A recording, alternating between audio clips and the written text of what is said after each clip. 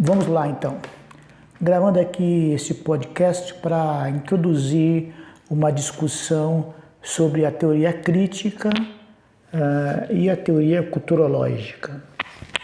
A teoria crítica da Escola de Frankfurt e a teoria culturológica criada a partir de Edgar Morin, que depois incorpora outros teóricos e críticos, pensadores como Umberto Eco, e também McLuhan chega a ser associado a essa teoria.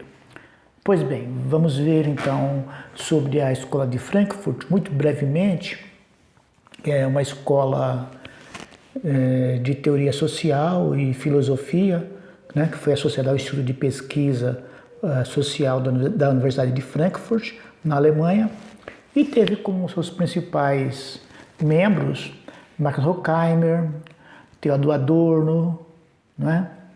Depois Walter Benjamin, associado, de todo modo fez parte do grupo,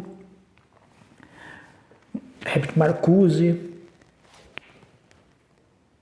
Habermas, que é da última geração, está vivo ainda produzindo, de certo modo, mais de 90 anos de idade.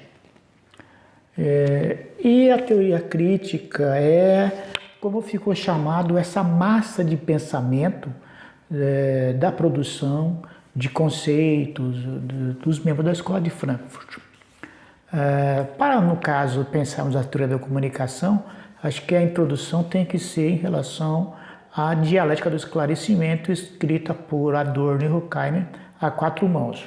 Dentro da dialética do esclarecimento, destacamos o texto A Indústria Cultural, conceito criado por eles, então, à época. É um texto escrito logo no pós-guerra, né? A Segunda Guerra Mundial. Então, nesse texto, A Indústria Cultural, Adorno e Horkheimer estuda a produção do sistema cultural dentro de um sistema industrial, a distribuição e o consumo pela classe operária dessa cultura que chega à Alemanha, que é a cultura de massa vinda dos Estados Unidos. Acho que já pelo fato de ser uma produção que vem dos Estados Unidos para a Europa, no caso para a Alemanha, já provoca um certo repúdio nesses pensadores alemães de uma orientação iluminista, digamos assim. Então, eles estão críticos na proposta de refazer as linhas de pensamento ou até de ação do marxismo, não é? Sabemos que esses membros da Escola de Frankfurt tinham uma decepção com o processo de revolução marxista que se colocou em prática na Rússia e que não tinha trazido para a classe subalterna, como os súditos, né, que se prometia esse bem-estar social, e os intelectuais do partido ficavam repetindo sem coragem de criticar o Partido Comunista, que, de certo modo, permitia o que fazia o Stalin, por exemplo, né? Como domínio de todas as liberdades possíveis dentro da antiga União Soviética. Pois bem, eles queriam então reformular o marxismo com a crítica social, os trabalhadores, o sindicato e a proposta de uma revolução operária. Nesse sentido, eles centraram grande parte da preocupação deles na questão econômica.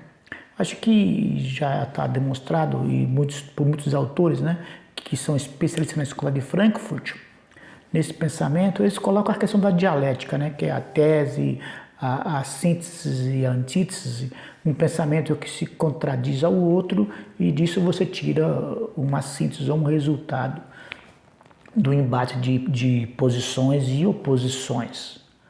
Pois bem, o caso da teoria crítica é uma proposta, né? Adorno e Horkheimer, por exemplo, se propõe a estudar o processo, vamos recuperar lá o sistema elementar da comunicação da teoria matemática, que seria o emissor, o receptor, o código, o canal, o contexto e a mensagem, não é isso?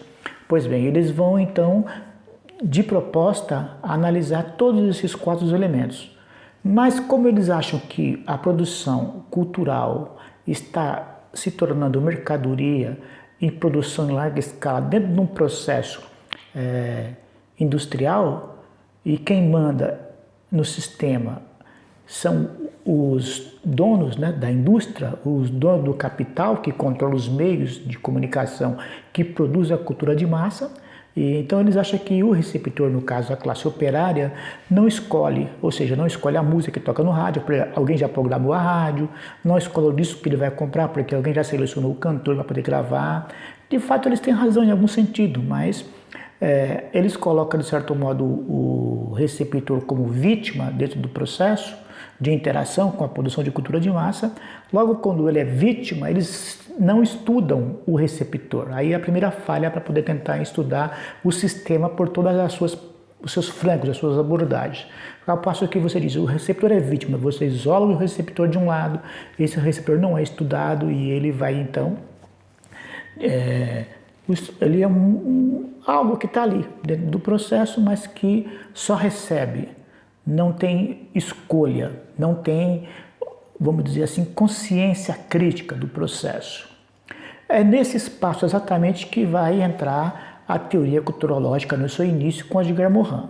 Ou seja, Edgar Morin publica a cultura de massa no século XX, 2 volumes, né? Neurose, volume 1 e Necrose, volume 2, exatamente em 62 sai à luz, né? Esse livro é um marco da teoria culturológica e Edgar Morin escreve essa coleção de textos que compõe os 2 volumes exatamente para contradizer a teoria crítica da escola de Frankfurt, diretamente para Adorno e Horkheimer nesse momento. Então ele vai estudar o que? Exatamente onde está a interação do produto com o receptor. O receptor vai começar a ser considerado outro aspecto, os fatores estéticos dos produtos. Ainda que seja cultura de massa como revista, folhetim, cinema popular ou cinema comercial de entretenimento, a novela ou romance de aventura, isso traz, de certo modo, os elementos estéticos que faz esses textos conversarem, dialogarem com o receptor. E como que esse receptor dialoga com esses produtos? Então veja, se há uma classe operária, um receptor que tem necessidade de se divertir depois de uma semana extenuante de trabalho na fábrica, e ele não procura ler a Divina Comédia ou Fausto do Goethe, mas ele vai ler Os Três Mosqueteiros, por exemplo, né, que é um folhetinho. Então vamos estudar o que tem nos três Mosqueteiros. E certamente esse receptor vai dizer, olha, os elementos estéticos, porque tem aventura, tem luta, tem uma série de coisas que esse tipo de produção cultural lhe traz, ou seja, o que esse receptor faz com esse produto? Quais são os elementos estéticos que estão aí, né? Pensamos em um outro elemento do que Edgar Morin estuda, a promoção dos valores femininos. Como é que a produção de produtos de cultura de massa traz temas, juntamente com a publicidade, que envolve o universo feminino, promove o valor feminino, ou seja, a mulher entra no consumo dessa cultura de massa, de certo modo também com coisas que valorizam esse universo feminino. Quando ela consome, ela se sente valorizada enquanto mulher, ela se coloca no mundo como mulher ao consumir algo ou ao interagir com algo dessa cultura. E daí vai dizer o seguinte, que essa cultura de massa trabalha com o que está de imaginário já nas pessoas. Há uma predisposição para que se consuma tais produtos de cultura de massa. Então o que a cultura de massa faz? Oferece ao público algo que já está no seu imaginário, trabalha de certo modo o seu desejo. Qual é a máxima da cultura de massa que Edgar Morin define e que serve e está atual ainda até hoje, em 2019?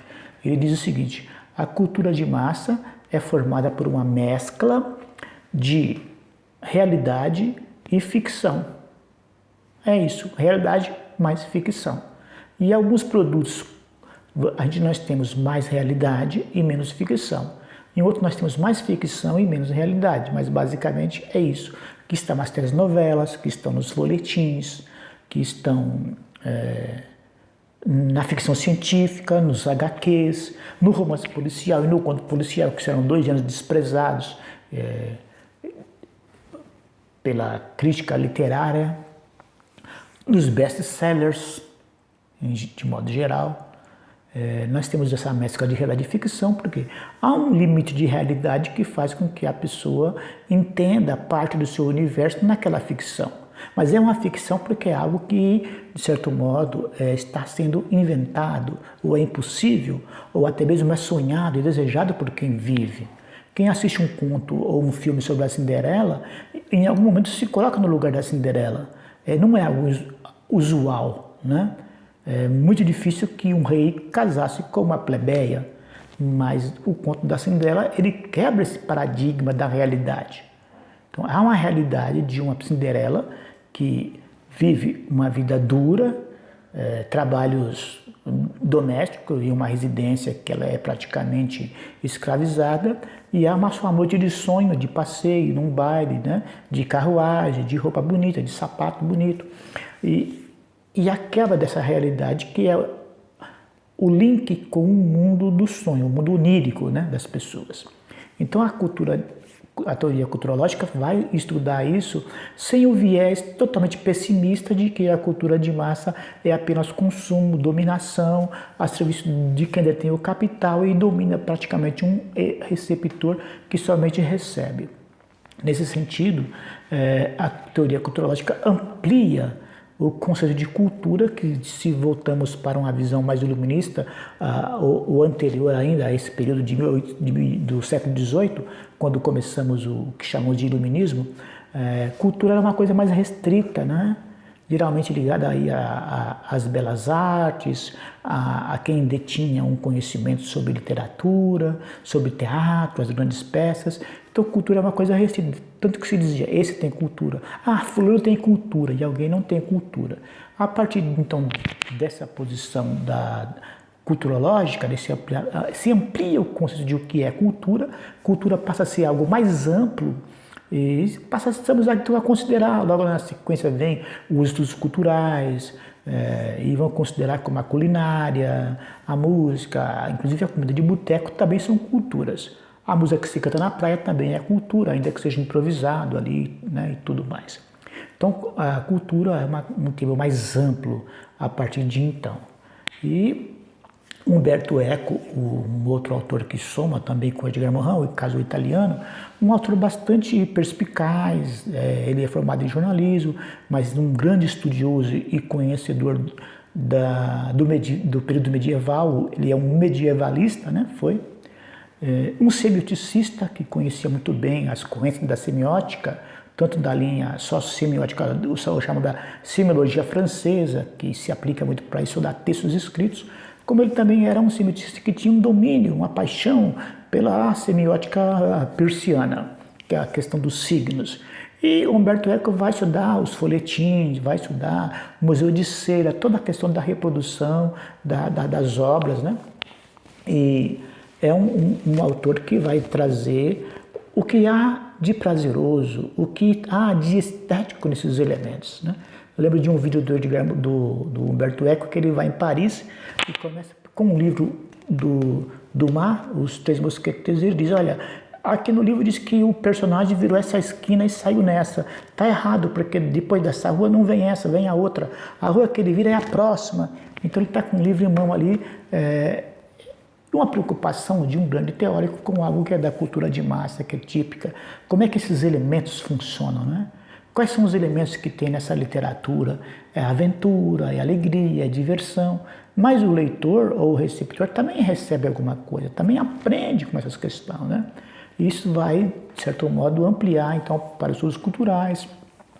Na linha que vem na América Latina depois com Néstor Garcia Canclini, Martim Barbeiro tem um trabalho bastante importante na questão da mediação, os folhetins da América Latina como algo que traz uma ficção e ao mesmo tempo mostra uma realidade da América Latina que esses leitores automaticamente reconhecem dentro das tramas, e isso depois passa por radioteatro, radionovela e também para a telenovela de hoje.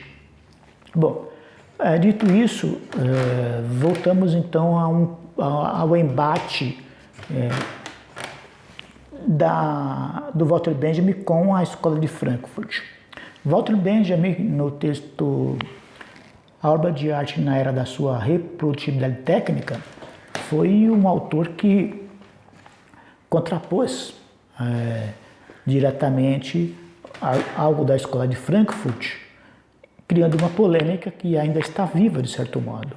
Em alguns momentos nós somos mais otimistas, na linha do Walter Benjamin, em outras somos mais pessimistas ou mais críticos, mais de acordo com Adorno e Horkheimer. Mas daí já vou gravar acho que fica para o próximo, né? Vamos atacar diretamente a obra de arte na era da biblioteca do Walter Benjamin, merece um pouco mais de tempo. Para não ficar muito longo, vamos encerrar isso por aqui. Um abraço e até a próxima.